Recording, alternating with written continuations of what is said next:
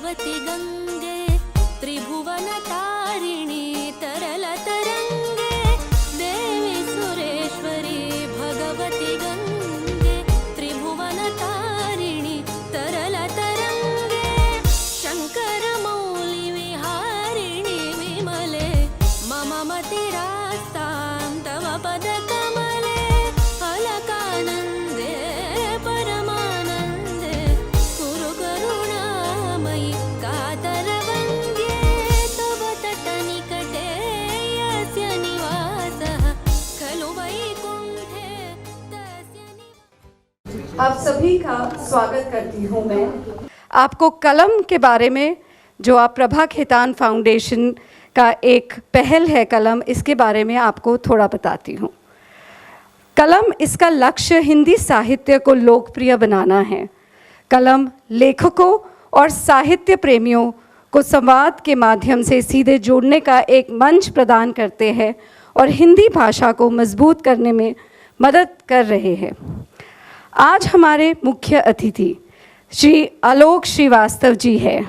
आलोक श्रीवास्तव जी एक भारतीय कवि, गीतकार और पत्रकार है। उनकी समीक्षकों द्वारा प्रशंसित रचनाओं में आमीन एक कविता संग्रह और आफरीन एक कहानी संग्रह दोनों राजकमल प्रकाशन द्वारा प्रकाशित है।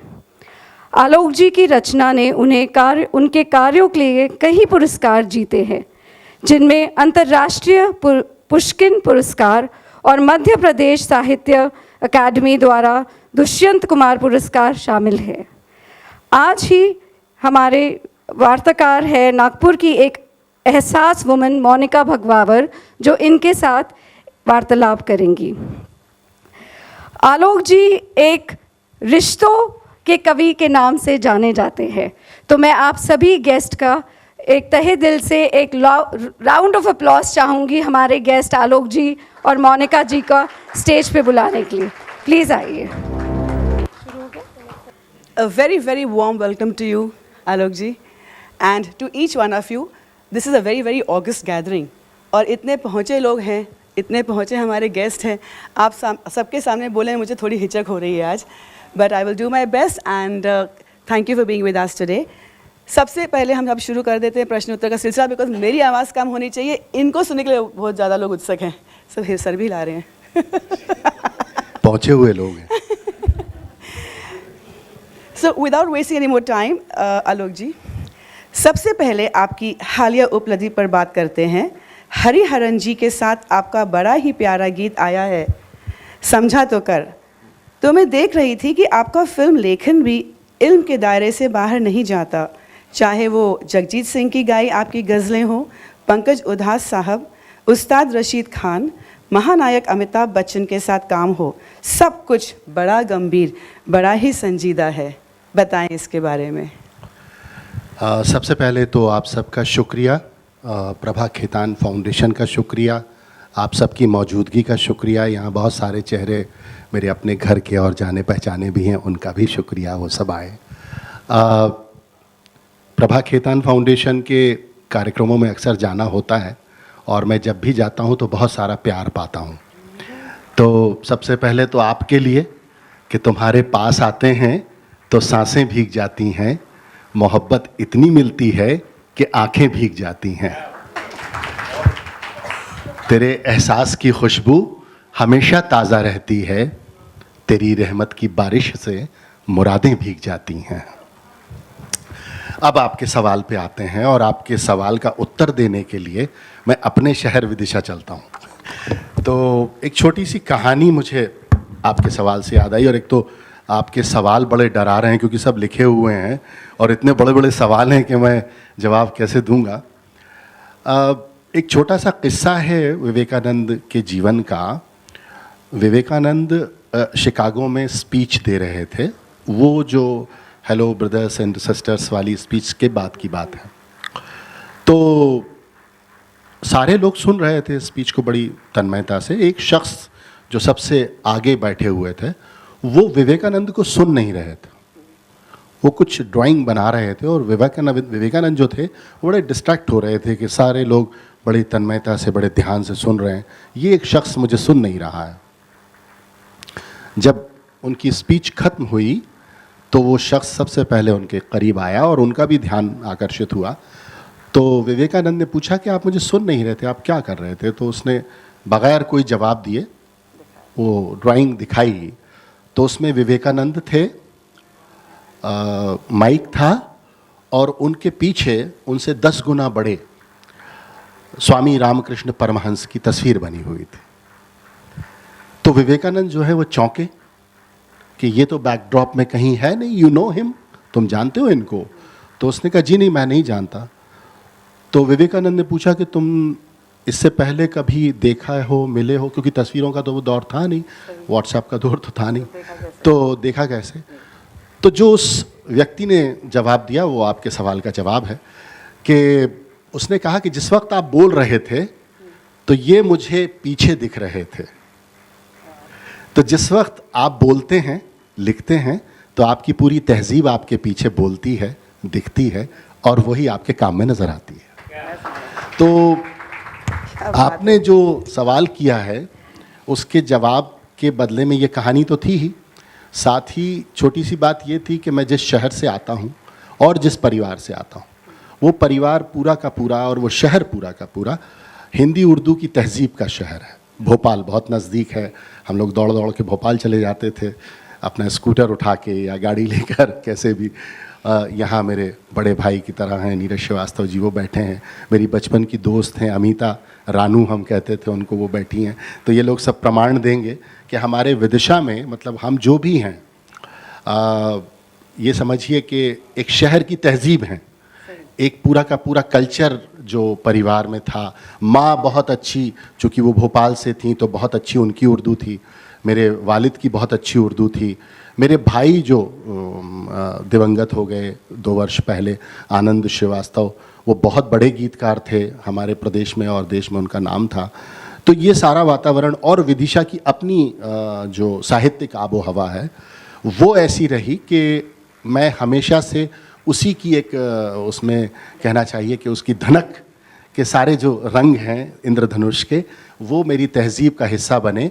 और जो सवाल आपने किया उसमें मैं बड़ा फॉर्चुनेट फील करता हूँ ख़ुद को कि जगजीत जी हों या पंकज भाई हों या रशीद ख़ान साहब, नहीं है वो, उस्ताद राशिद ख़ान साहब हैं, सुन लेंगे तो बहुत डांटेंगे कि तुम्हारी मौजूदगी में मेरा नाम गलत तो उस्ताद राशिद ख़ान साहब हों, रेखा जी हों, सर हों, बच्चन सर हों या आशू भाई हों, इन लोगों ने वो गाया या पढ़ा जो मेरी अपनी रचना धर्मिता का हिस्सा था। मेरी खुशकिस्मती ये है कि मैंने फिल्मों में भी वो लिखा या फिल्मों में भी वो काम गया जो मेरी किताब में पहले था। या जैसे अभी हाल में रहमान सर के साथ जो रहमान सर ने फिल्म प्रेजेंट की है अटकन चटकन, उसमें जो गाना शिवमणि जी ने और रूना रिजवी ने जो किया है, वो गाना भी ऐसा था कि मैंने पहले माँ के ऊपर एक पोयम लिखी। वो कंपोजिंग, वो कोविड का दौर था, हम लोग कोई मिले नहीं थे, शिवमणि जी, मैं, रूना, रहमान सर सब उस पर थे, कॉल्स पर थे। और वो गाना भी ऐसा हुआ कि उन्होंने कहा नहीं तुम पहले पोयम लिखो, एंड देन वो जो आपने सुनी अभी, हुआ जब जब अकेला में मुझे तू याद आई माँ, वो पोयम मैंने पहले लिखी सिचुएशन पर।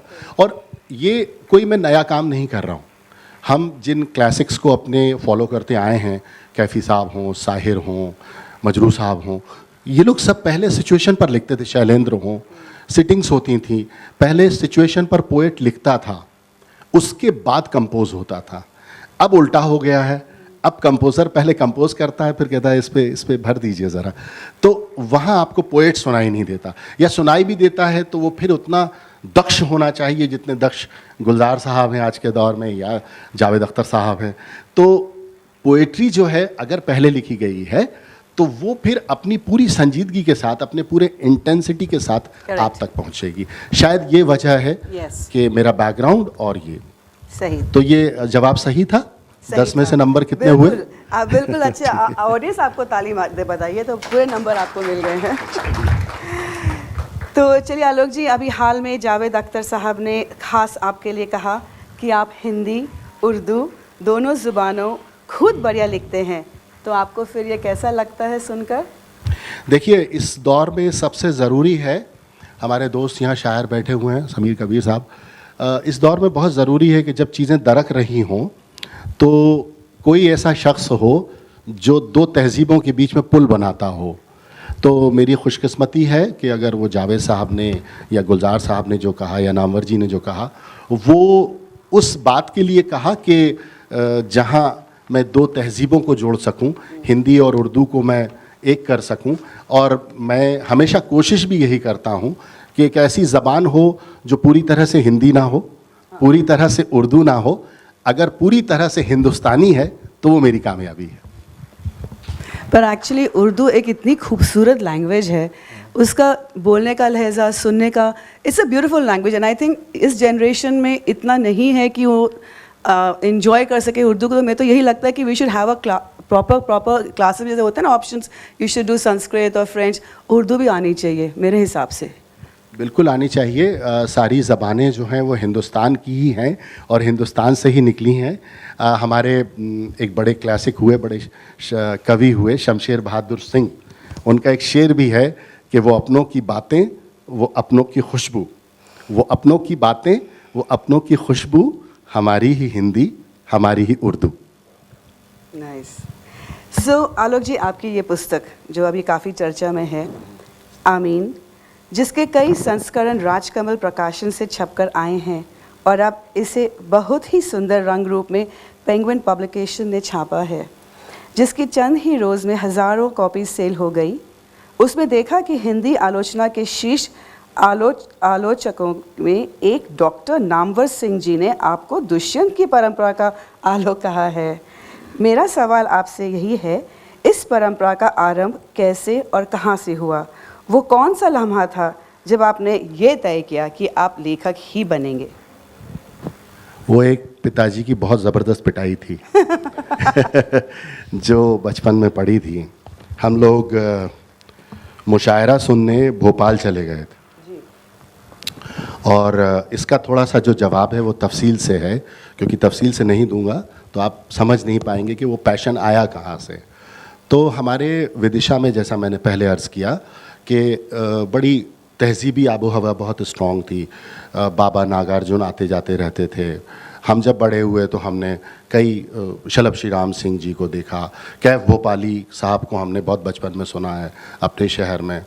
तो होता ये था कि वो एक चस्का था, और जिस एज में, जिस उम्र में हमारी उम्र के बच्चे धूप में खेलते थे, हम कैसेट्स लेकर आते थे जगजीत जी के, मेहदी हसन साहब के, फरीदा खानम के, और उनको वो उस वक्त, मैं ये बात कर रहा हूँ आपसे मिड 80s की, तो उस वक्त ज़्यादा स्टूडियो वगैरह तो होता नहीं था। तो आपकी उम्र क्या होगी उस समय? वो मैं क्यों बताऊँ, हद होती है। ताकि हम समझ सकें कि आपकी एकदम से इतनी रुचि इस तरफ हुई। तो हाँ चलें, कॉलेज में होंगे, कॉलेज हाँ में। मैं अभी आएगा वो किस्सा भी आएगा।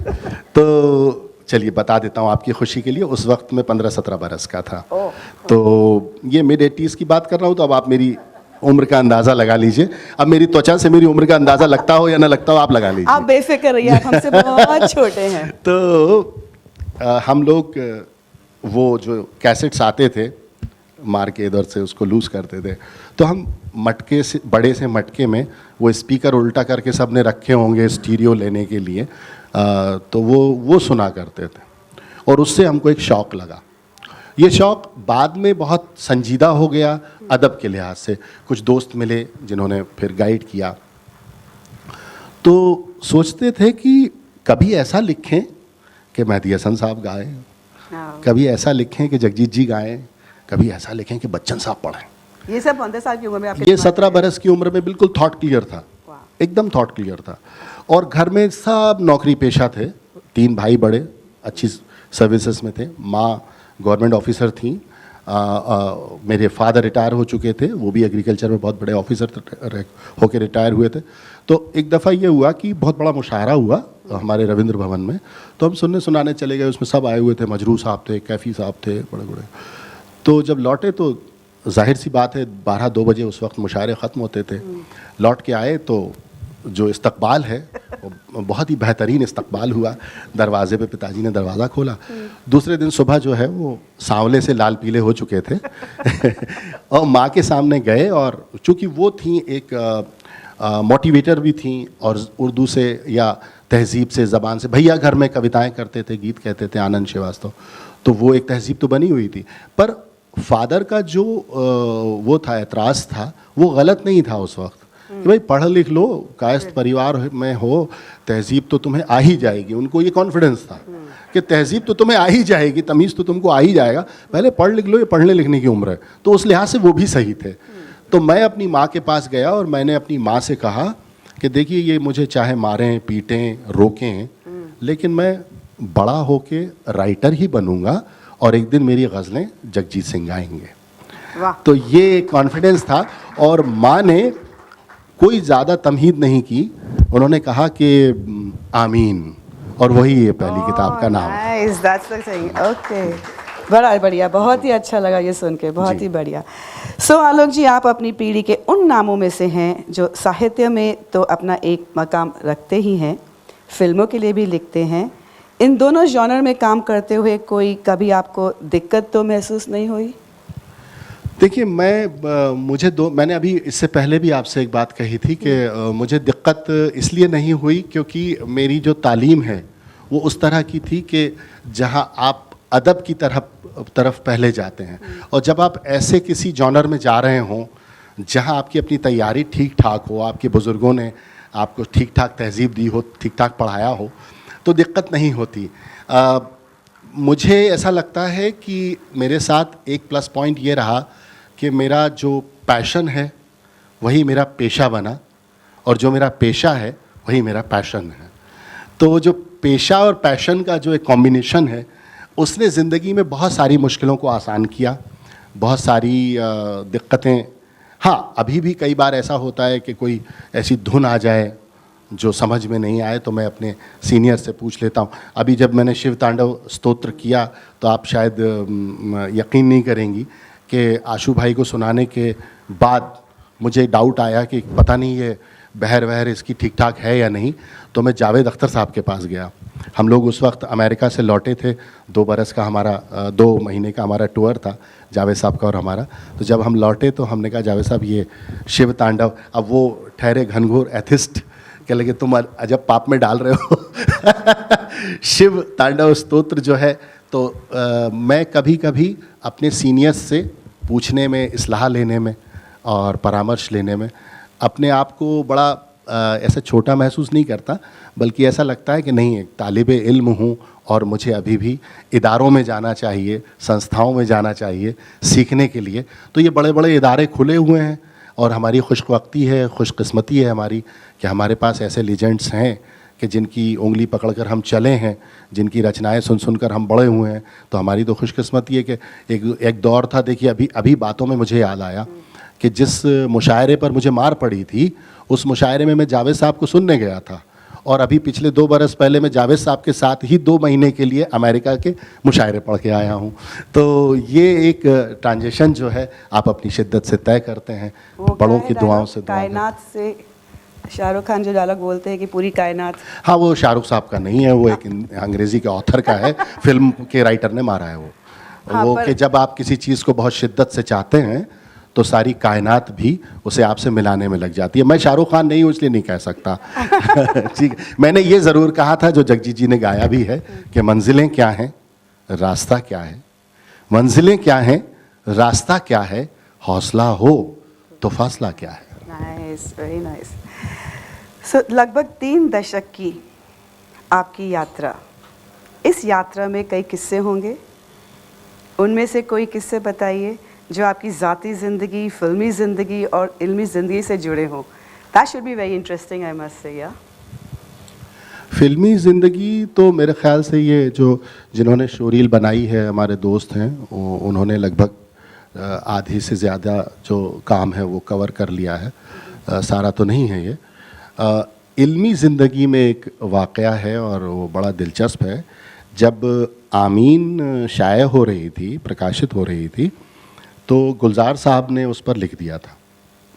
तो मैं उस वक्त दिल्ली में हुआ करता था, टेलीविज़न में नौकरी करता था, भोपाल से चला गया था दिल्ली। तो हुआ ये कि मुझे ऐसा लगता था कि हिंदी गज़ल को उर्दू गज़ल या उर्दू के एक बड़े जो रोशनी के मीनार हैं गुलजार साहब, उन्होंने आमीन पर लिख दिया था। मेरा बड़ा मन था कि कमलेश्वर जी की और दुआ मिल जाती तो ये मजमुआ जो है मुकम्मल हो जाता। तो मैंने अपने चैनल से ही कमलेश्वर जी का नंबर निकाला कहीं से और उन्हें फ़ोन किया और मैंने कहा मैं आलोक श्रीवास्तव बोल रहा हूँ। तो वो 3 सेकंड के लिए रुके और बोले कि अब आपको अपना नाम बताने की ज़रूरत है। तो मैंने कहा सर ये मेरी खुशकिस्मती है और मेरा मजमुआ कलाम आ रहा है, मेरा गज़ल संग्रह आ रहा है राजकमल से, तो मैं चाहता हूँ कि एक छोटा सा फ्लैप आप लिख दें। तो मुझे नहीं पता था, ऑनेस्टली नहीं पता था कि किसी बड़े राइटर से फ्लैप के लिए बोलना उसका अपमान करना है। तो उन्होंने बस फिर 3 सेकंड की चुप्पी ली और कहा कि तो अब मैं आपके लिए फ्लैप लिखूंगा, और कह के फ़ोन रख दिया। तो मैं बड़ा नर्वस हो गया। मैंने सोचा कि ये तो गलती हो गई बहुत बड़ी। फिर मैंने अपने एक सीनियर को फ़ोन लगाया और उनसे कहा कि ऐसा ऐसा वाक़या हो गया है। तो कह ले बरखुरदार तुमने गड़बड़ तो कर दी है, अब ऐसा करो कि तुम जाओ और जाके उनके पास अपना मसौदा रख आओ, पांडुलिपि दे आओ तुम। तो मैं गया उनके घर, तो इत्तेफाक है और मेरी खुशकिस्मती भी कि वो थे नहीं, तो डांट और नहीं पड़ी। तो मैं चुपचाप रख के आ गया और करीब, और उसमें अपना नंबर वगैरह सब लिख कर आ गया।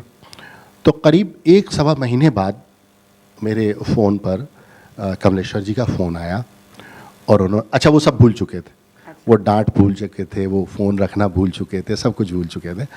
और कहा आलोक मैंने तुम्हारी गज़लें पढ़ी और भाई मैं तो बहुत खुश हूँ तुम्हारी ज़बान से, तुम्हारे लबो लहजे से, तुम्हारी गज़लों से, तुम्हारी नज़मों से, और मैं रोक नहीं पाया। बेटा मैंने 3 पेज की भूमिका लिखी है और तुमसे और गुलजार साहब से मुआफ़ी के साथ अगर बड़ी हो गई हो तो मैंने कहा नहीं सर बहुत अच्छा हुआ, बहुत मेरी खुशकिस्मती है। तो जहाँ मुझे लग रहा था कि ये तो मैंने काम बिगाड़ लिया है, वहाँ इतना खूबसूरत काम बना कि अब वो सबसे बड़ी दौलत है। अब उसे आप मेरी खुशकिस्मती कहिए या हम सब की बदकिस्मती कहिए कि वो इस किताब पर कमलेश्वर जी की आखिरी लेखनी थी जो आमीन की भूमिका के तौर पे थी। उसके चंद महीनों बाद हमने उन्हें खो दिया, कमलेश्वर जी को। तो ये एक वाक़या मुझे हमेशा याद रहता है कि जो डांट से शुरू हुआ था और आशीर्वाद पे ख़त्म हुआ। So nice, so nice. तो 2 ज़ुबानों की बात हुई, अब 2 धाराओं की बात करते हैं। आप कवि, गीतकार, गज़लकार भी हैं और पत्रकार भी हैं। हाल में आपने भारत के 14वें राष्ट्रपति पर फिल्म भी बनाई है। तो आलोक जी इसमें तालमेल कैसा बैठा पाते हैं आप? बड़ा अच्छा होता है कि जैसे आप कॉलेज में पढ़ा रही हों, प्रोफेसर हों, और आपसे अचानक कहा जाए कि आप कहीं पर बोलिए, तो मुझे लगता है कि आपको आधा घंटे के लिए बोलने को कहा जाएगा, आप 1 घंटे बोल लेंगी। क्यों? क्योंकि 50 मिनट की क्लास तो आप वैसे ही लेती हैं। तो मुझे ऐसा लगता है कि लेखक होना और सहाफ़ी होना, पत्रकार होना, ये दोनों में जो एक डीएनए काम करता है वो होता है आपकी बेदारी, आपकी कॉन्शियसनेस, या यूं कहूँ कि सजगता आपके लिए, ठीक है। तो और आपके सरोकार जो आप अपने मुआशरे से, मुआशरा बोलें तो समाज, ठीक है, मैं ट्रांसलेट करता रहूँगा आपके लिए। तो आपके मुआशरे से जो आपकी बेदारी होती है, या आपके जो सामाजिक सरोकार, बहुत महफूज लफ्ज़ है फॉर अस, तो पत्रकारिता जो है और लेखन और लेखक, इसमें जो सबसे ज़रूरी चीज़ है वो है आपके सामाजिक सरोकार, आपकी ज़िम्मेदारी, आपकी नज़र।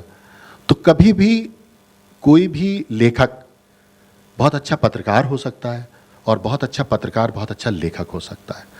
लेखक पत्रकार भी हो सकता है, पत्रकार लेखक भी हो सकता है। ये ठीक वैसा ही है कि जैसे मैंने पहले कहा कि आप प्रोफेसर हैं, पढ़ाती हैं, और आपको आधा घंटे बोलने को कहा जाए तो आप 1 घंटे बोल लेंगी।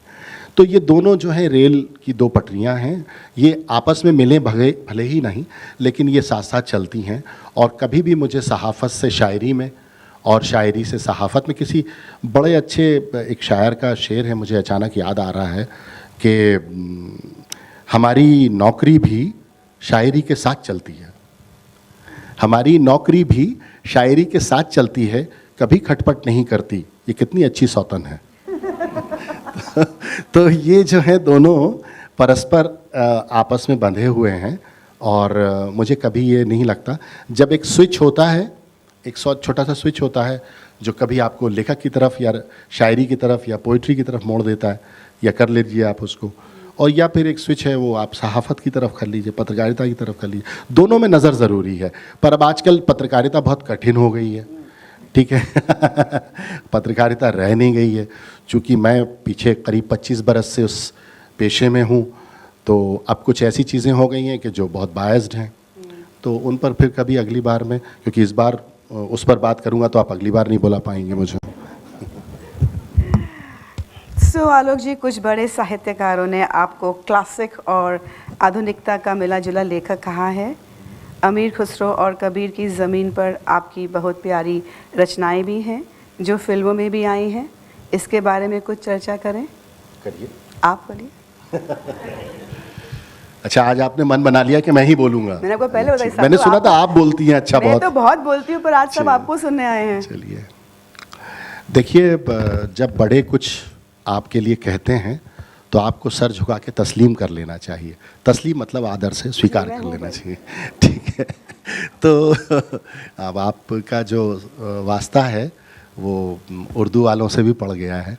खैर, तो ये अच्छी बात है, वो ऐसा कहते हैं, और ये मेरे लिए भी फ़क्र की बात है कि अगर वो ये मानते हैं कि क्लासिक और नए वाला। दरअसल शुरुआत शायरी के प्रारंभिक दिनों से ही हुई थी। हुआ ये था कि जब मैंने बचपन में ये सब चीज़ें सुनता था तो मेरे साहित्यिक मित्र थे विदिशा में, और हमारी सबकी बैठक, रानू बैठी हुई हैं, हम लोगों की सबकी जो बैठकें होती थीं वो बड़ी अदबी महफ़िलें होती थी। वो ऐसी नहीं होती थी कि लतीफ़े सुना रहे हैं या कुछ और गॉसिप कर रहे हैं, ऐसा कुछ नहीं, या किसी की बुराई कर रहे हैं। तो बुराई उराई कुछ नहीं करते थे, हम एक दूसरे को कहानियाँ, किस्से सुनाया करते थे। तो उसी दौरान मैंने अपने क्लासिक्स को बहुत पढ़ा, खुसरो को बहुत पढ़ा, कबीर को बहुत पढ़ा। गालिब मीर तो हमारे एक तरह से कहना चाहिए कि अगर आप पोइट्री कर रहे हैं और आपने अगर प्रोफेसर की क्लास बंक कर दी तो फिर आप वो सब्जेक्ट में कच्चे रह जाएंगे। तो गालिब और मीर तो हमारे लिए इंस्टीट्यूट्स हैं। तो इस तरह से, जैसे ये जो गज़ल मैंने अभी आपको मतलब सुनाया, ये भी गालिब की ही ज़मीन है। दिल नादा तुझे हुआ क्या है, आखिर इस दर्द की दवा क्या है, मंजिलें क्या हैं, रास्ता क्या है। तो ये ही मीटर मुझे जगजीत जी ने लिखने के लिए दिया था। तो शुरू में इनको पढ़ा और फिर मुझे लगा कि एक खैराज़ अक़ीदत हमारे यहाँ एक टर्म होती है गज़ल में, उर्दू शायरी में।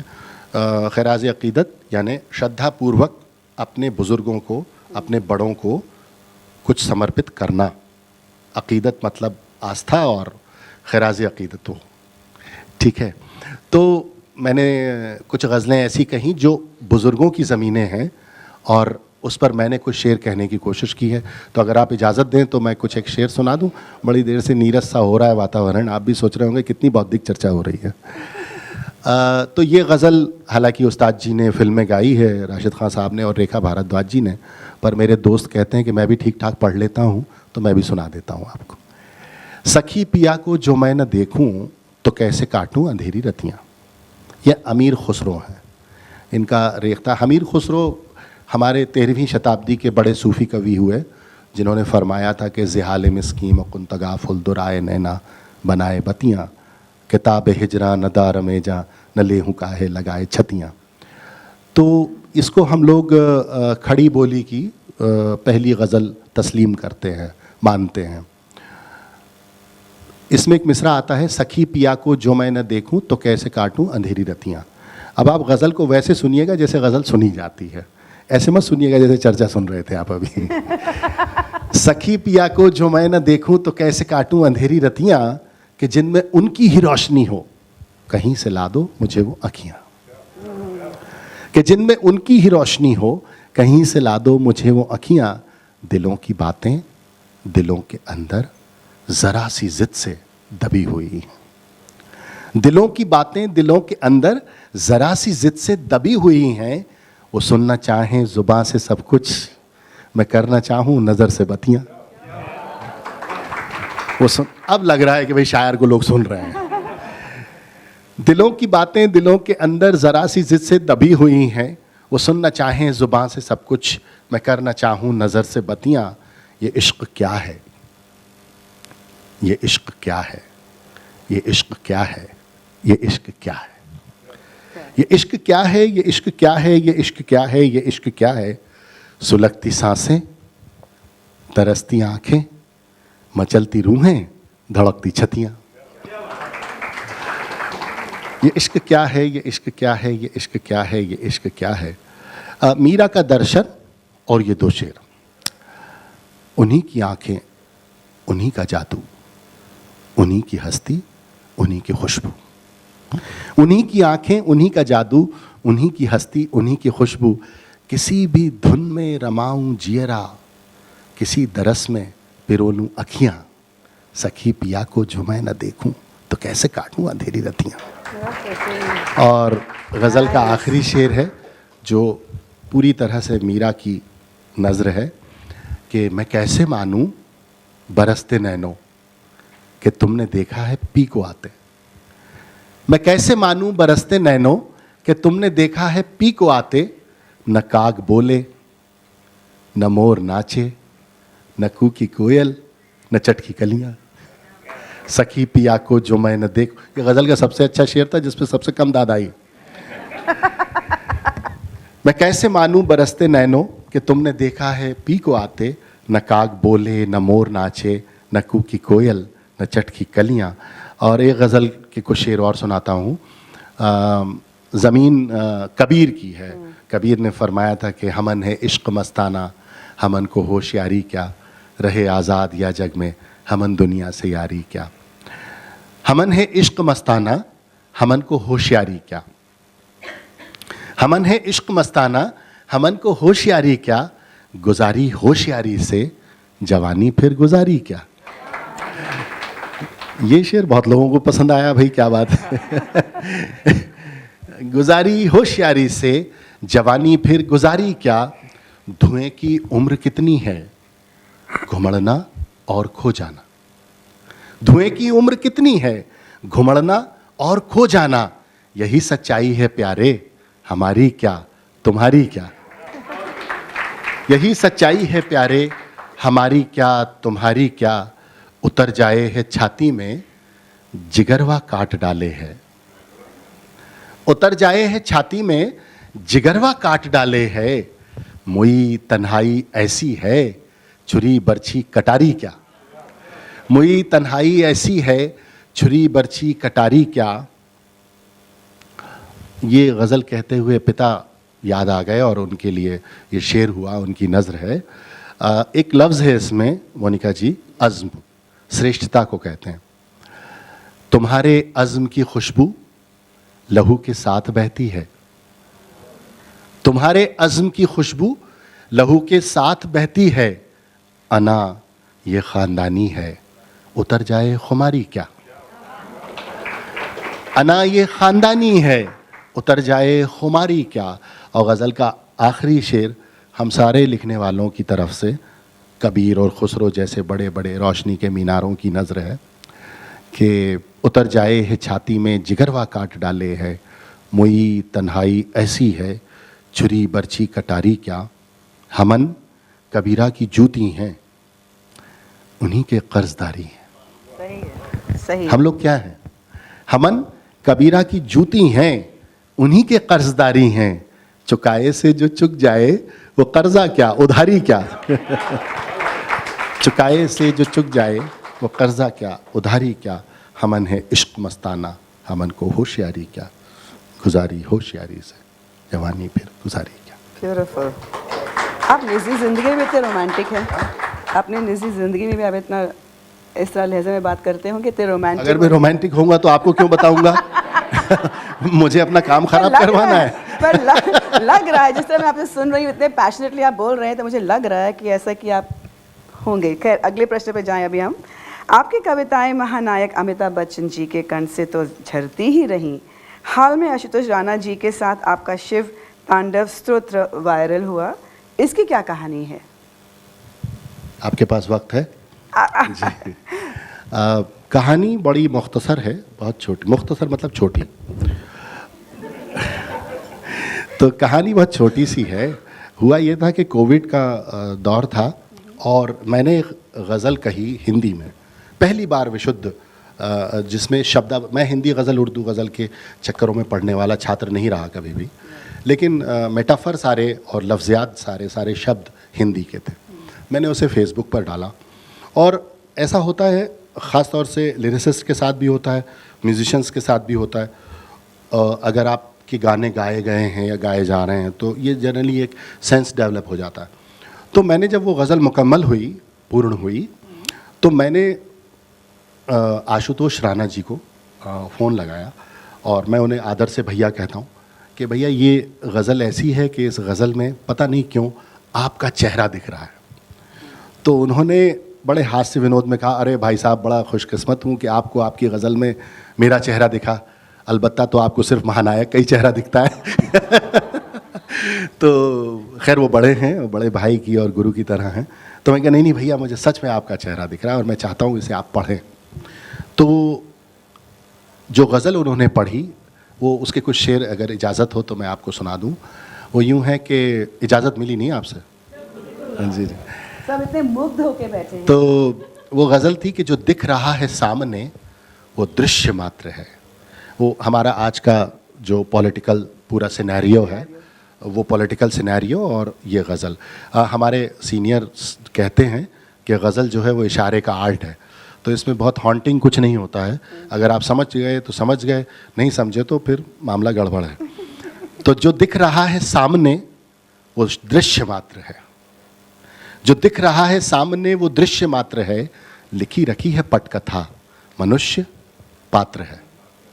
लिखी रखी है पटकथा, मनुष्य पात्र है। नए नियम समय के हैं, असत्य सत्य है। नए नियम समय के हैं, असत्य सत्य है। भरा पड़ा है छल से जो, वही सुपात्र है। भरा पड़ा है छल से जो, वही सुपात्र है साम दाम दंड भेद का नया चलन। ठीक है, नागपुर में बिठा के आपको दिल्ली ले जा रहा हूं।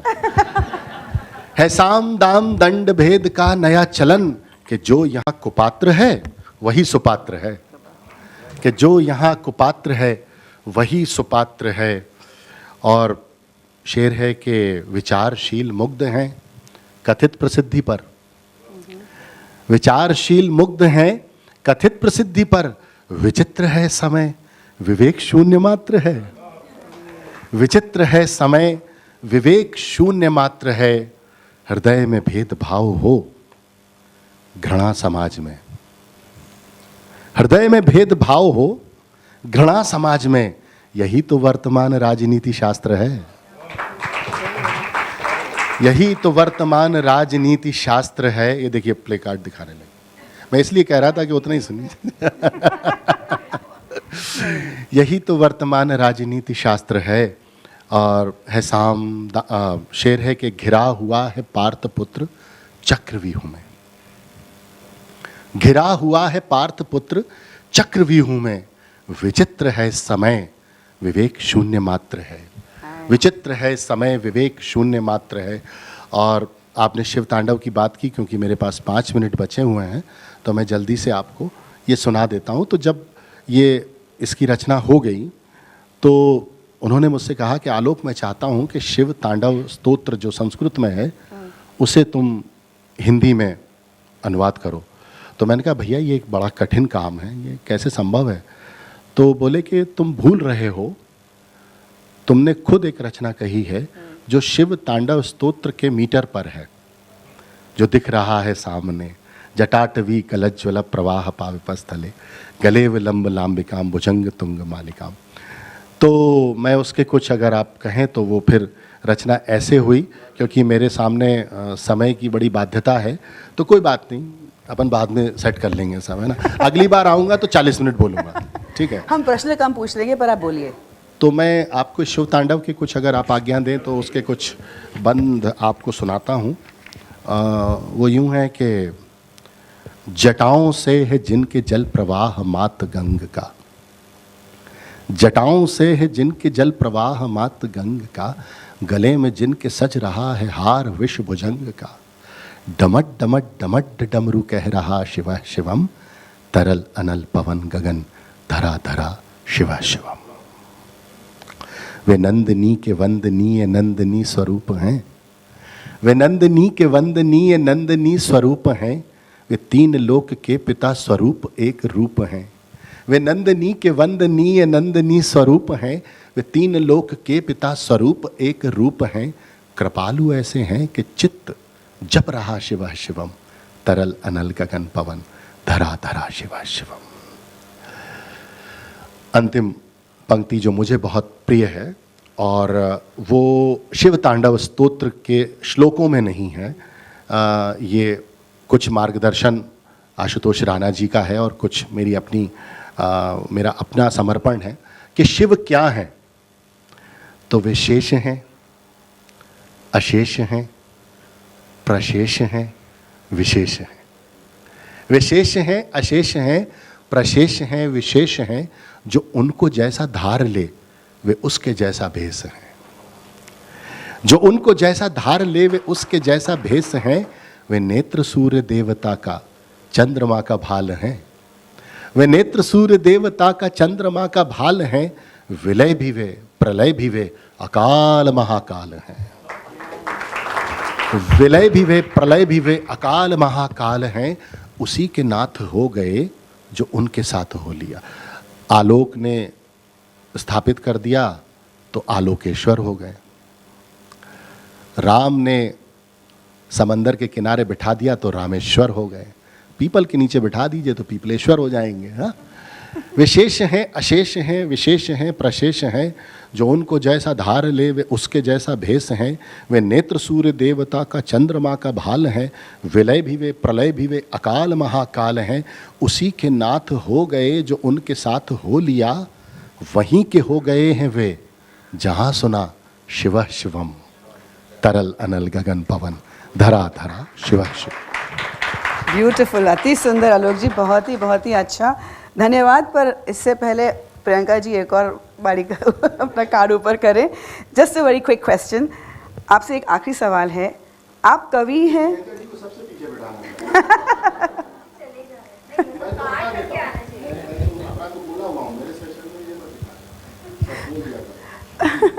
नहीं, वो मेरे लिए, क्योंकि उनको वो मेरे लिए कर रही हैं, क्योंकि उनको पता है मैं इतना बोलती हूँ कि मुझे चुप करने के लिए लाई हैं वो specifically. It's not for you. नहीं, पर प्रियंका जी, खैर चल बताइए, आप कवि हैं, गीतकार हैं और टीवी पत्रकार भी हैं। इन तीनों में से सबसे ज़्यादा डोमिनेंट कौन है आप में से? मैं जब जिस किरदार में होता हूँ बाकी के दो किरदारों के लिए डोमिनेंट होता हूँ। अगर मैं फिल्म लिख रहा हूँ अगर मैं फिल्म लिख रहा हूँ तो मैं उस वक्त अपनी पोइट्री को अपनी फिल्म में ऐड नहीं करता, उसमें ठूंसता नहीं हूँ। और जिस समय मैं पोइट्री कर रहा होता हूँ उस वक्त मेरी नज़र एक सहाफ़ी की ज़रूर होती है, लेकिन लैंग्वेज वो होती है जो मेरे पाठकों को, मेरे श्रोताओं को, मेरे दर्शकों को, मेरे पढ़ने वालों को, मेरे सुनने वालों को, सबको समझ आए। मैं हमेशा एक बात कहता हूँ कि ना मैं हिंदी का कवि हूँ ना उर्दू का शायर हूँ, मैं हिंदुस्तानी लेखक हूँ, हिंदुस्तान की ज़बान में लिखता हूँ। Very nice, I think that's a very nice grand finale. मेरे पास अभी भी प्रश्न और हैं, पर देन समय की नज़ाकत करके I think Parveen, that's right, उनको भी पूछना है। ऑडियंस, ये अभी आपके पास अगर जो भी क्वेश्चंस है या आप वार्तालाप करना चाहेंगे तो प्लीज़ रेज योर हैंड, तो मैं आपको माइक देती हूँ। हाँ जी, नमस्कार सर। धन्यवाद सर। मनोज कुमार मेरा नाम है सर। सर, अगर आलोक कुमार पत्रकार, साहित्यकार, कवि ना होते तो क्या होते? शायर होते। ये तो तय हो चुका था सर। ये भैया खड़े हैं बड़े हमारे, ये जानते हैं पूरे बैकग्राउंड को। ये तो तय हो चुका था, मतलब लिखी रखी थी पटकथा, मनुष्य पात्र था बस, और कुछ नहीं है। और मेरा ऐसा मानना है कि मैं डेस्टिनी में बहुत बिलीव रखता हूँ, नियति में मेरा बहुत भरोसा है कि हर सब चीज़ें जो हम रच रहे हैं, आप इसको बहुत ऑर्थोडॉक्स किस्म का थॉट भी कह सकते हैं, बट मुझे ऐसा लगता है कि आप भी यहाँ जो बैठे हैं वो पार्ट ऑफ डेस्टिनी है। मैं आपसे मिलने आया हूँ, ये मेरी डेस्टिनी है। रानू यहाँ तक आ गई हैं चल के, वो उनकी डेस्टिनी है। सब लोग अपना अपना काम कर रहे हैं।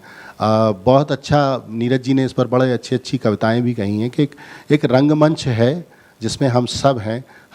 मुझे क्या पता था, देखिए कि मैं करीब 30 बरस से लिख रहा हूँ, गज़लें कहता हूँ, और मेरी खुशकिस्मती है कि सब बड़ी पत्रिकाओं में छपा हूँ और अच्छे बड़े लोगों ने गाया है।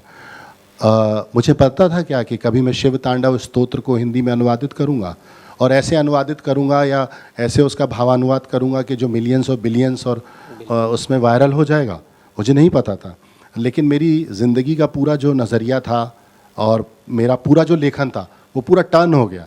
तो मुझे लगता है कि ये मैं रियाज़ कर रहा था, ये यहाँ तक आने का एक रियाज़ था कि मुझे ये सा लगाना था, तो मैं सुबह 4 बजे उठ के सा लगाता था, लगता नहीं था, अब जाके लगा। तो मुझे लगता है कि ये वही है। और आप अपने हिसाब से आप चीज़ों को की रफ्तार तय कर सकते हैं। अपने मंजिल मखसूस जो है, आपकी मंजिल है, उसको तय नहीं कर सकते, वो तो लिखी रखी है पटका। बिल्कुल सर, नियति में आपने जो बात कही सर, अभी हमने मीर की, कबीर की, शिव जी की बात की और बीच में कमलेश्वर जी का नाम आया, तो आप मान के चले सूक्ष्म रूप से कमलेश्वर जी भी हमारे बीच में हैं। मैं अभी लगभग 2 साल सर उनके सानिध्य में रहा। मेरा डॉक्टरेट कमलेश्वर जी की पत्रकारिता के ऊपर रहा और एक पुस्तक मैं आपके लिए एक रिटर्न गिफ्ट के लिए लेके आया था। और आज नियति में मेरा आना कोई तय नहीं था। सिंह साहब मेरे मित्र हैं, उन्होंने कल ही आमंत्रित किया कि आप चलेंगे, और ये बात होंगी, ये भी निर्धारित नहीं थी। और उस पुस्तक के ऊपर कमलेश्वर जी का ऑटोग्राफ भी है, आपको मैं भी भेंट करूंगा। तो ये एक नियति है, और मान के चले हम कि भी सूक्ष्म रूप से कमलेश्वर जी हमारे बीच में यहाँ उपस्थित रहेंगे, क्योंकि मेरा भी उनके साथ सानिध्य लगभग 2 साल रहा सर। खान पान, उनके घर पे रहना, सब मैंने बड़ा उनका आशीर्वाद लिया है। आलोक जी को भी आप जानते हैं, भोपाल में मानू है उनकी बेटी, दुष्यंत जी का नाम आया, उनके दामाद हैं। घरेलू रिश्ता काफ़ी लोग शायद ना जानते होंगे। कमलेश्वर जी की बेटी है, दुष्यंत जी के बेटे कोई भी आई हुई हैं। तो सर बड़ा अच्छा संपर्क सानिध्य उनका रहा है, तो वो हमारे बीच में सूक्ष्म रूप से जो नियति की आपने बात की सर, बहुत धन्यवाद सर। नमस्कार, मैं एसपी सिंह हूँ और आपके नाम के अनुरूप ये महफिल आपसे आलोकित है। बहुत बहुत शुक्रिया संतरा नगरी की ओर से। आपने जो प्रशेष विशेष कई शेष उसमें लगाए, उस पर थोड़ा सा और रोशनी डालें ताकि इतने विशेषण, मतलब मुझे उस पर थोड़ा सा जानना है आपसे। शिव जो हैं वो शेष भी हैं। अब जैसे आप आलोक का अर्थ जानते हैं, तो मुझे पूरा विश्वास है कि अशेष का मतलब भी आप जानते हैं, जो अशेष रह जाए। प्रशेष जो शेष से भी ऊपर हो, और विशेष। तो अगर आप शिव को देखें तो मेरे ख्याल से शिव हमारी जो भारतीय सनातन सभ्यता है उसके एकमात्र पारिवारिक देवता हैं। और परिवार भी कैसा वाला कि सांप भी बैठा हुआ है, चूहा भी बैठा हुआ है, गरुड़ भी बैठे हुए हैं, कार्तिक भी बैठे हुए हैं, गणेश भी बैठे हुए हैं, पार्वती भी बैठी हुई हैं, शिव बैठे हुए।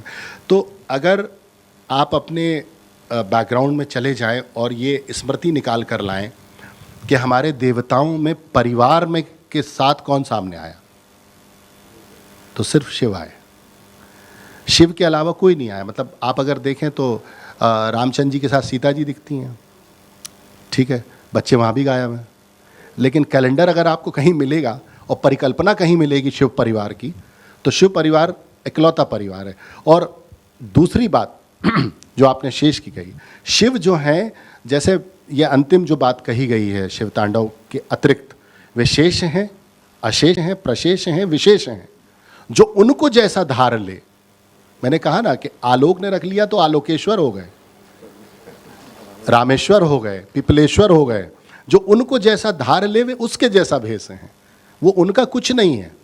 आप अगर हम, दरअसल होता क्या है कि हम ईश्वर से चाहते हैं, हम ईश्वर को नहीं चाहते, गड़बड़ ये हो जाती है। तो अगर हम ईश्वर से चाहने की बजाय ईश्वर को चाहने लगेंगे ना, तो सारे जो शेष अशेष प्रशेष विशेष के जितने भी कलेश हैं सब मिट जाएंगे। Alok ji, Lokendra Singh, as a writer and as a poet, क्योंकि मैं छोटा मोटा लिखता हूँ, आप जैसा तो कि नहीं लिखता हूँ, पर लिखा है काफ़ी, किताब भी। और सर मैं भी ऐसे ही छोटा मोटा लिखता हूँ, ऐसा कोई बड़ा विशेष नहीं लिखता हूँ। लेकिन बीच बीच में मैं न्यूरोसर्जन हूँ पेशे से, तो व्यस्त तो बहुत रहता हूँ, पर इसके बावजूद भी जो एक सतत धारा बहती है कई बार लिखने की, लेखन की, फिर अचानक कुछ समय के बाद उसमें वैक्यूम आ जाता है। Then there is a vacant period, you know, and you have to really break through that. ये आपके साथ भी होता है क्या? होता है तो कैसे तोड़ते हो? बहुत होता है। इसको राइटर क्लॉट कहते हैं अंग्रेजी वाले लोग, हैं राइटर्स। हाँ, मैं थोड़ा कम पढ़ा लिखा हूँ इसलिए मुझे पता नहीं था। तो ये बेसिकली देखिए क्या है कि मेरे एक बहुत अच्छे दोस्त हैं जिन्हें मैं हमेशा हर इंटरव्यू में कोट करता हूँ। और मैंने पहला जो गीत लिखा था, मतलब पहला गीत जो टीवी सीरियल पहला आया था, 1995-96 की बात है, वो पहला HD था, हंसल मेहता जी ने डायरेक्ट किया था और लक्ष्य उसका नाम था। उसका जो टाइटल सॉन्ग था, उस समय शान भी स्ट्रगल कर रहे थे, अब तो शान के साथ बहुत सारा काम आया सामने। तो उसके जो म्यूज़िक डायरेक्टर थे वो मिलिंद जोशी नाम था उनका। yes. वो फिल्म फेयर अवॉर्डी भी हैं, मराठी फिल्मों के बहुत जाने माने राइटर भी हैं और म्यूजिशियंस भी हैं। तो उन्होंने मुझे उस वक्त, मेरी माँ का देहांत हुआ था 1997 में, 31 मार्च।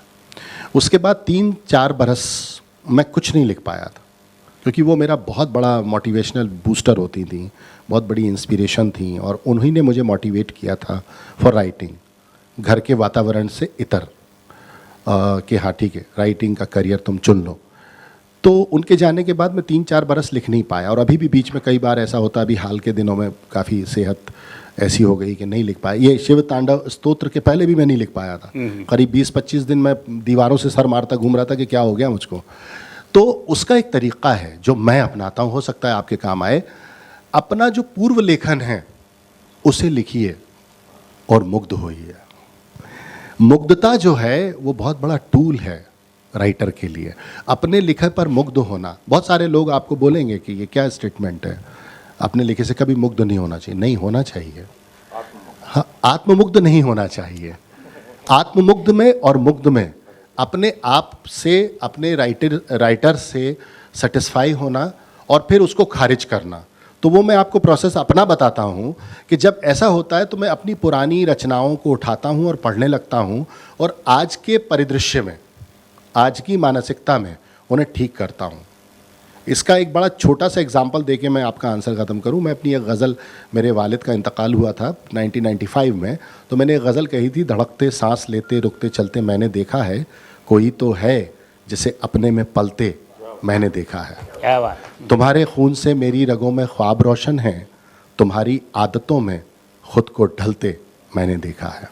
तो इसमें एक शेर है कि न जाने कौन सा एक ख्वाब है, न जाने कौन सा एक ख्वाब है आवाज़ देता है, खुद अपने आप को नींदों में चलते मैंने देखा है। अब अगर आप किसी शायर को आपने कह दिया वाह, अभी मैं किसी उस्ताद शायर के सामने पढ़ूंगा तो मेरा कान मरोड़ देंगे वो। क्यों? क्योंकि इसमें एक जो है वो गैर ज़रूरी है। तो जब मैंने इसे बाद में पढ़ा और अपने गुरुजी को दिखाया तो ये शेर साफ हुआ, न जाने कौन सा वो, न जाने कौन है जो ख्वाब में आवाज़ देता है। अब इसमें एक का जो सख्ता था वो निकल गया, न जाने कौन है जो ख्वाब में आवाज़ देता है, खुद अपने आप को नींदों में चलते मैंने देखा है। तो ये जो अपने आप को परिष्कृत करने की और अपने आप को ठीक करने का जो प्रोसेस है, ये वो जो क्या बोला था आपने, हाँ, उससे निकलने का तरीका है, जिसे हम बंदिश कहते हैं अपने जहन में। बहुत बढ़िया। एक छोटा सा प्रश्न है, जैसे आपने बॉलीवुड में आपने अपने लिए स्थान बना लिया, काफ़ी लोगों ने आपको बोला है, लोग आपके बारे में बात भी करते हैं। हर एक का शायद रास्ता इतना आसान नहीं होता, आपका बहुत आसान रहा या काफ़ी तकलीफों से भरा हुआ था? जूते तो नहीं घिसे थे? नहीं। हाँ, अब पहनने लगा हूँ, अब नहीं घिसे। लेकिन नहीं, हमने भी वड़ा पाव खा के रात गुजारी है सर, ऐसा नहीं है। लेकिन अक्सर ऐसा होता है कि नाकाम जो शख्स होता है उसकी कहानी कोई नहीं सुनता। कामयाब शख्स की नाकामियों की कहानी सब सुनना चाहते हैं। नाकामियों के रास्ते से होकर ही आपको कामयाबियाँ मिलती हैं। और मैं ये तो नहीं कहूँगा कि बहुत स्ट्रगल था, लेकिन हाँ ये था कि मेरा जो कॉन्सेप्ट था वो क्लियर था कि मुझे कुछ ऐसा नहीं लिखना है कि जब तक रहेगा समोसे में आलू तेरा रहूँगा वो मेरी शालू, ये नहीं करना है। ये कॉन्सेप्ट एकदम क्लियर था।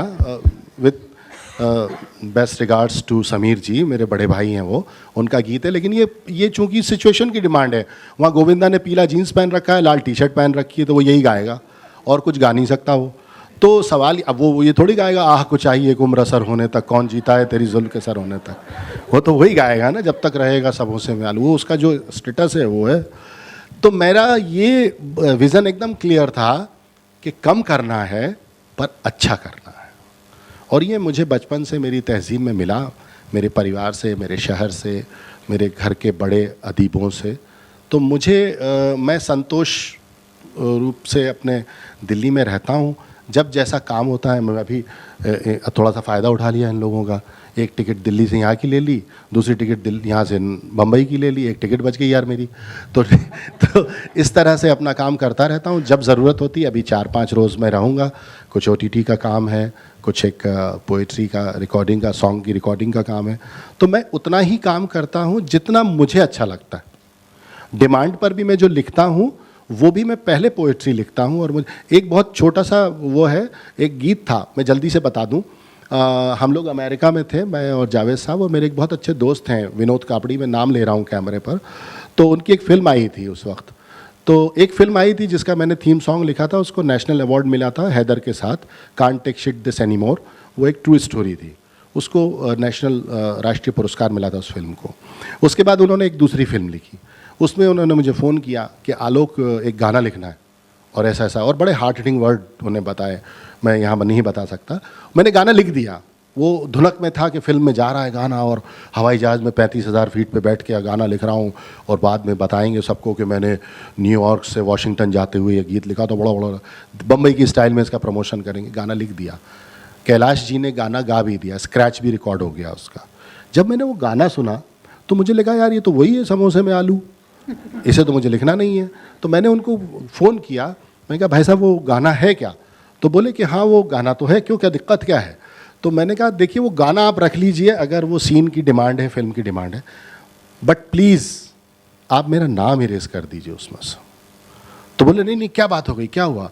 मैं कहा नहीं नहीं वो मुझे नहीं लग रहा कि मुझे उस तरह का गाना लिखना चाहिए, या मैं उस तरह के गाने लिखने के लिए आ रहा हूँ फिल्मों में, मुझे नहीं लिखना। फॉर्चुनेटली देखिए जब इरोज़ पे फिल्म गई, रिलीज़ हुई, तो वो गाना अपने आप कट गया। तो ये होता है। तो वो एक पोइट्री है, वो गुलजार साहब की एक पोइट्री है। आप अगर उसके सेंसेस में जाएंगे, जिगरमा बड़ी आग है। अच्छा अब आप एक बात बताइए, आप उठा लीजिए अभी गालिब को, मीर को, दुष्यंत को लीजिए। दुष्यंत क्या कहते हैं? हो कहीं भी आग मेरे सीने में नहीं तेरे सीने में सही, हो कहीं भी आग लेकिन आग हो गई है पीर पर्वत सी पिघलनी चाहिए, इस हिमालय से कोई गंगा निकलनी चाहिए, मेरे सीने में नहीं तेरे सीने में सही, हो कहीं भी आग। तो अब आप दुष्यंत से कहेंगे कि सीने में आग क्या है? ये फिल्म एक अलग जॉनर है। फिल्म में काम करते हुए आपको बहुत सारी चीज़ों के साथ आपको सिचुएशन देखनी होती है। आपको वहाँ बिपाशा बसु भी दिख रही है, उसको भी देखना है। अब आप उसको कहेंगे कि फिर वही वाली बात है कि पंखुड़ी गुलाब की सी है, वो तो वही कहेंगे ना आपके, मतलब जो लिखा गया उनकी फिल्मों के लिए। तो ये फिल्म का एक सिचुएशन, एक सिनेरियो अलग होता है। उसमें कुछ लोग बच के निकल जाते हैं, कुछ लोग अच्छा करके निकल जाते हैं। हमारे पास अच्छे उदाहरण भी हैं तो हैं। साहिर जैसा उदाहरण है, संसार से भागे फिरते हो भगवान को तुम क्या पाओगे, इस लोक को तो अपना ना सके उस लोक में भी दुख पाओगे, ये पाप है क्या ये पुण्य है क्या, रीतों पर धर्म की मोहरें हैं, हर युग में बदलते धर्मों को कैसे आदर्श बनाओगे। ये साहिर है। तो आज देखिए मेरे गुज़बम आ गए, कोई अच्छा भी तो काम किया गया है। तो हम लोग क्या होता है, हम लोग बुरी चीज़ की तरफ पहले भागते हैं, पता नहीं क्यों भागते हैं। अगर हम बुरी चीज़ को, जो टीवी पे आजकल न्यूज़ चैनल्स में हो रहा है, सब कहते हैं इतना ख़राब न्यूज़ चैनल हो गया, इतने बायस्ड जर्नलिस्ट हो गए। अरे भैया तो क्यों देख रहे हो? मत देखो ना, अखबार पढ़ो ना, अखबार पढ़ लो, अपने काम की खबरें पढ़ लो, दैट्स इट। चलिए आलोक साहब आदाब। जी आदाब। संतरे के शहर में आपका स्वागत है। लेकिन संतरा अभी तक नहीं मिला है। ओ, सीजन ये नहीं है। जिम्मेदारी अब मोनिका जी पूरी करेंगी। मैंने शहर की बात इसलिए की क्योंकि आप मेरे बहुत ख़ास दोस्त ब्रज श्रीवास्तव के शहर से आ रहे हैं और आपने जो आशुतोष राणा जी का नाम लिया, आपके भाई, मैं उनके शहर से आती हूँ। गाडरवारा से। जी। मैं ये जानना चाहूँगी आपसे, अभी हमने गज़ल वाले आलोक जी को देखा, सूफियाना देखा, कबीर को देखा, फिल्म वाले देखा, स्तोत्र वाले आलोक जी को हमने देखा, लेकिन आपकी बातचीत में मैंने 2 नाम नोट किए। और जैसे आपने बताया कमलेश्वर जी तो कथाकार हैं, लेकिन आपकी पहले संस्करण की भूमिका उन्होंने लिखी है। और आपने 2 बहुत विशेष नाम लिए, श्री राम शलभ सिंह और बाबा नागार्जुन। तो ये आपकी जो शैली है उसमें क्या समकालीन कविता में कहीं आपका दखल है? और अगर नहीं है तो मुझे थोड़ा सा ताज्जुब होगा, क्योंकि आपने नाम लिया है श्री राम शलभ सिंह, नरेंद्र जैन और बाबा नागार्जुन का। इस बारे में थोड़ा सा आपसे हाँ बिल्कुल है। ठीक हुआ जो बिक गए सैनिक मुट्ठी भर दीनारों में। उसके लिए आपको फिर मुझे दोबारा बुलाना पड़ेगा। एक कवि के पास बहुत सारे धनक होते हैं। जहाँ सामने 5 मिनट और 10 मिनट का प्ले कार्ड लेकर बैठा हो कोई, वहाँ बेचारा कोई कितना सुनाएगा, ठीक है ना। जो दिख रहा है सामने वो दृश्य मात्र है। ये क्या है? ये जली ठूंठ पर बैठकर गई कोकिला कूक, बाल न बांका कर सकी शासन की बंदूक। जो दिख रहा है सामने वो दृश्य मात्र है, लिखी रखी है पटकथा मनुष्य पात्र है। विचारशील मुग्ध हैं, अब मैं आपसे कह दूं कि ये उनके लिए है। विचारशील मुग्ध हैं कथित प्रसिद्धि पर, विचित्र है समय विवेक शून्य मात्र है। ये क्या है साम दाम दंड। आपके यहाँ सरकार गिर जाती है रातों रात। ये क्या है साम दाम दंड भेद का नया चलन, कि जो यहाँ कुपात्र है वही सुपात्र है। मेरे मध्य प्रदेश में बनी बनाई सरकार गिर गई। मैं नहीं कहना चाहता था, ये कैमरा चल रहा है? घिरा हुआ है पार्थपुत्र। एक आदमी केरल से चल के उधर तक जा रहा है।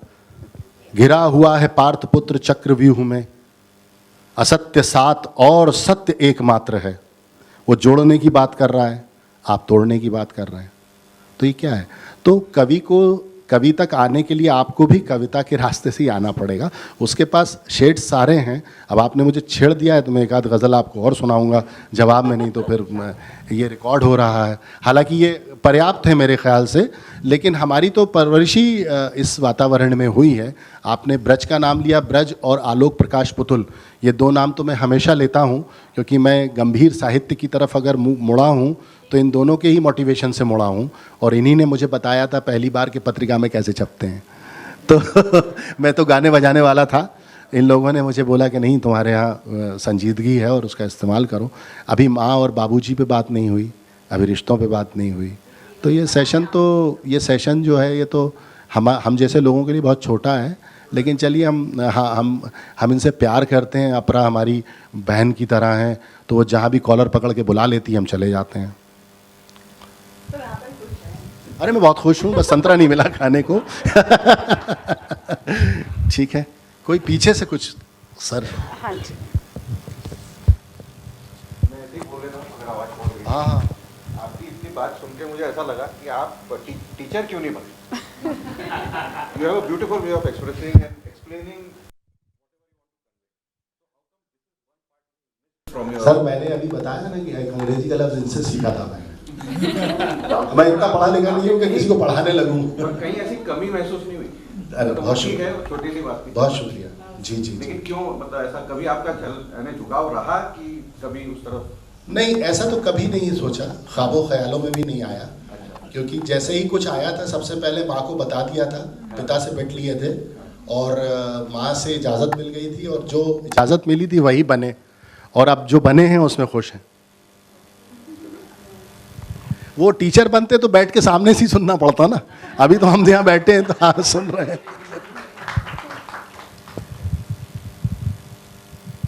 ये आपके सवाल के जवाब में एक गज़ल है।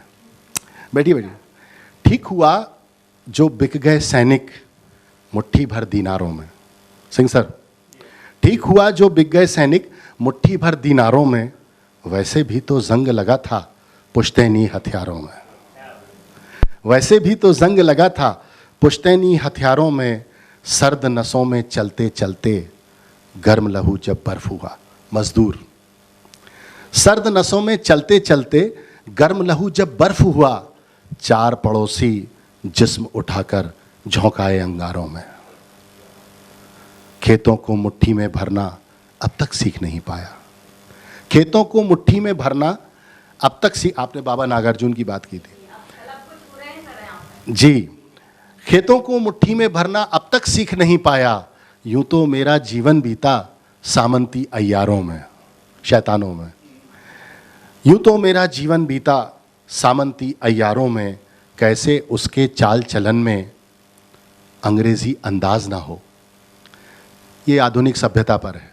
कैसे उसके चाल चलन में अंग्रेजी अंदाज ना हो, आखिर उसने सांसें ली हैं पश्चिम के दरबारों में।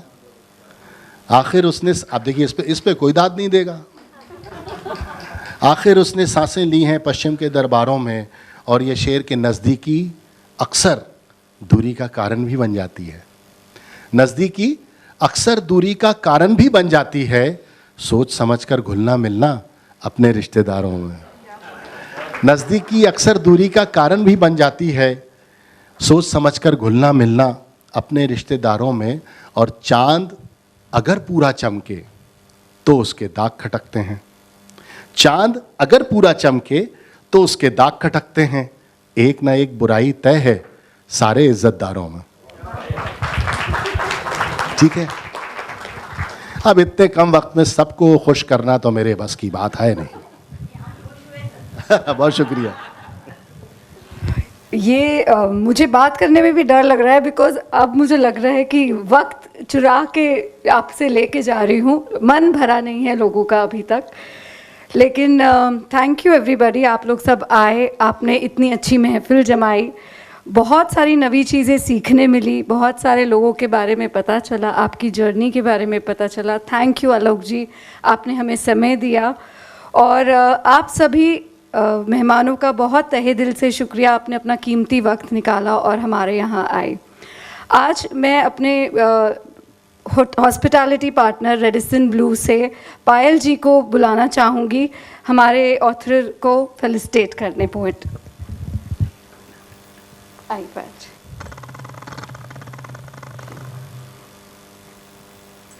एक राउंड ऑफ अप्लॉज हो जाए।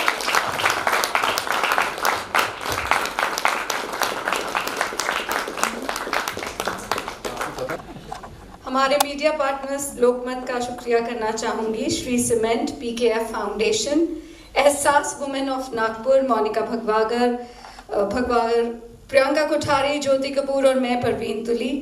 आज सबका बहुत बहुत तहे दिल से शुक्रिया। जबान लड़खड़ा रही है आपके साथ।